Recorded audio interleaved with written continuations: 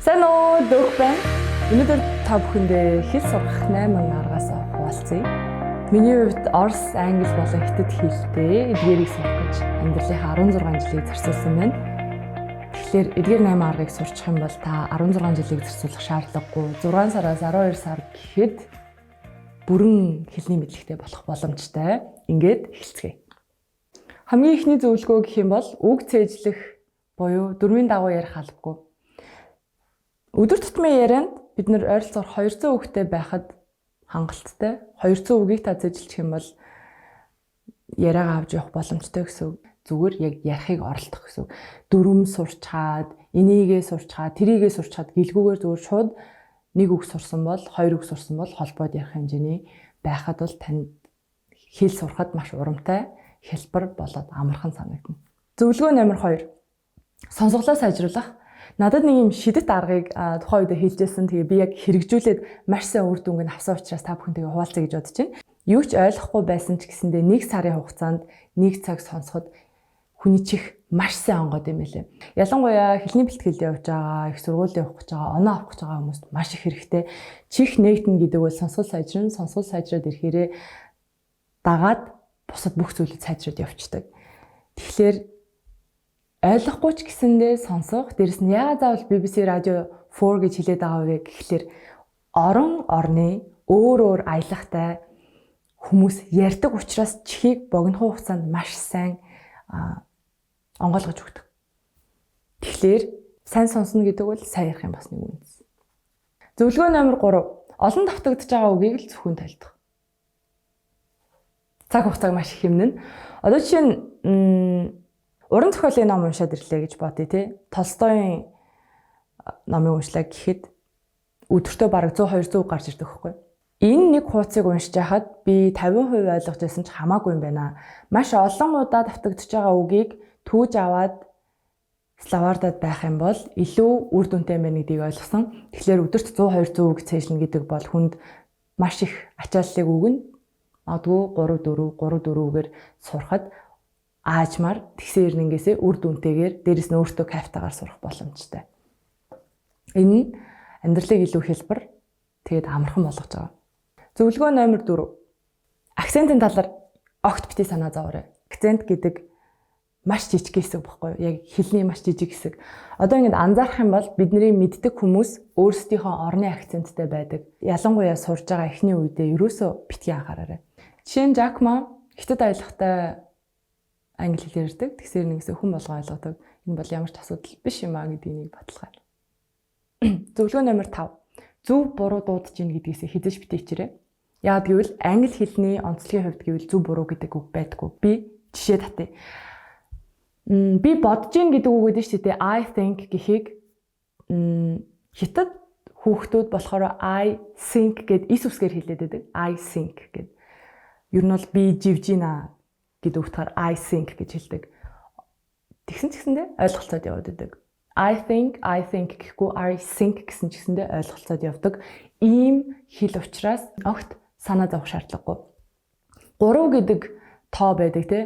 3 гэх тоог 3 гэж хэлэхгүй байж болно. Сурж байгаа үедээ тий. Т үсгээр хэлээд 3 гэж хэлсэн ч болно. Яг одоо тэрийг өөртөө окей гэд мэдрүүлчих юм бол энэ бүхэн зүгээр. Сурж явах явцдаа алдаа гаргахаа өөртөө хүлээн зөвшөөрөөд 3 гэж хэлэхгүйгээр 3 гэж хэлсэн ч болно. Баярлалаа гэхийг thank you гэхгүйгээр thank you гэж хэлсэн ч болно. Ямар ч л байсан тэр холбоог өөрөө тухайн хүнтэй үүсгэж байх юм бол чухал гэдэг дээр анхаарад өөрийгөө шөмжлөхгүйгээр явхад хэл сурахад маш их хягцтай. Тэрнээс биш би сайн хэлж чаддгүй, би сайн дуудаж чаддгүй, би буруу хэлээд байна гэж огт бодох хэрэггүй. Яагаад гэвэл таны хэлийг сонсож байгаа хүн тэрэнд анхаарал огт хандуулдаггүй. Яадаг ч байсан таны санааг бол ойлгочтой учраас тэрэн дээр хит их анхаарал хандуулах шаардлагагүй гэж хэлэхээр байна. Зөвлөгөө номер 6. Хэл сурахдаа хэцүү аргаар ерөөсөө бити сураарай. Өөртөө хамгийн ойрхон, хамгийн дүгт хоббитойгоо хобби дээрээ дөрүүлээд сурсан их зүгээр. Жишээ нь та бүжиглэх дуртай, видео эдитлэх дуртай, эсвэл зураг авах дуртай байлаа гэж бодох юм бол тухайн сэдвийнхаа дагуу пост, рил, магадгүй кино үзэхдээ яг тэр хэсгийг барьж авангуутлаа тэр талаар нийтлэл уншаад эхлэх хэрэгтэй. Маш хоббитой юу өдөр болгон харж ийн те тэрийгэ хэлийг өөрчлөөл бүжигт дуртай бол англи хэлээр үзэх гэх мэтчлэн ингэж явж байгаад дараа нь магадгүй хамар хүрээгээ тэлэх аргаар явах нь илүү кайфтайгаар тэгээд ийм шинтэж сурах аргыг танд зааж өгөх болно. Өөрөө гэсэн үг шүү. Тэгэхээр дуртай аргаараа гоёор, күүлээр хэлбэрхнаар сураарай. Зөвлөгөө номер 7. Танд 16 цаг биш ердөө 2хан цаг хэрэгтэй болно гэж боддоо. Академик англи хэл ерөөсө 2 хэл дээр явдаг. Өнгөрсөнд юу болсон? Одоо ямар таны дүгнэлт? 2хан цаг. Би хэлнийхээ мэдлэгийг багштай харуулах гээд 16 цагаа оруулаад эсээ бичээд өглөө л дөө. Тэгэхэд манай багш намайг дуудаж агаад өрөөндөө оруулж ирж байгаа гэсэн. Дүлгөөнөө чамд 16 цаг хэрэггүй. Бид нар академи англи хэл ярьж байна те. Тэгэхээр чи өнгөрсөнд юу болсон? Одоо чиний дүгнэлт юу вэ гэдэг 2хан цагийг хэрэглэхэд болоо. Энэ уран зохиол биш гэж хэлжсэн. Тэгэхээр яг ингэ бодоод үзэх юм бол бидний хэрэгэлдэг цаг 2 цаг байгаа. Тэр 2 цагийг сурцсан байж хад та дараагийнхаа зүйл рүү илүү өргөжөөд явах боломжтой. Тэгэхээр заавал 16 цагийнхаа учрыг олж ийж заавал ингэж ийж гэх тийм дистарал байхгүй байвал чөлөөтэй байвал та илүү хэлийг сайн сурна гэсэн үг. Зөвлөгөө номер 8. Зорилго болоод хэрэгцээ шаардлага тодорхойлох.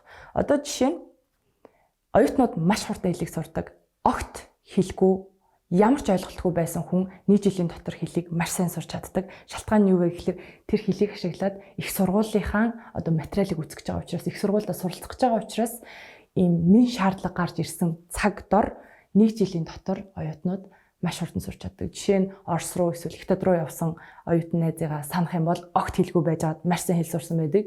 Тэгэхээр энэ зорилгоо тодорхойлох нь хэл сурахад маш их тус дэмтэй юм а гэдгийг харж болох юм. Тэгээд бонус нэг зөвлөгөө байна. Энэ үгийн сан. Үгийн сангийн хувьд одоо хэл сурж байгаа тохиолдолд бол хэвээр нэрээ өдөр болгон давтаж ийн те хизээ дуусах юм бол гэж боддог. Гэхдээ энэ дээр бүх санаа зовоорой. Яагаад гэвэл нутгийн хүмүүс хүртэл өөрсдөө өдөр тутамдаа славаар барьж толддог. Энэ нь хэвийн үзэгдэл гэдгийг л ойлгочиход маш их стресс толгоноос арилдаг. Тэгэхээр хэл сурахад нь бүх дөрөнд нь амжилт хүсье. Эдгээр 8 аргуудыг хэрэглээд туршаад үзээрэй. Миний хувьд 16 жилийг зарцуулсан учраас та бүхнийг маш богино хугацаанд хэл сураасаа гэж хүссний улмаас өөрийнхөө туршлага дээр үндэслэж энэ бүхнийг зөвлөж байна. Тэгээд хамгийн таалагдсан арга доор комент хэсэгт бичээрэй. Таалагдсан бол лайк, тэгээд заавал шеэрлэхээ мартаа зай. Bye bye.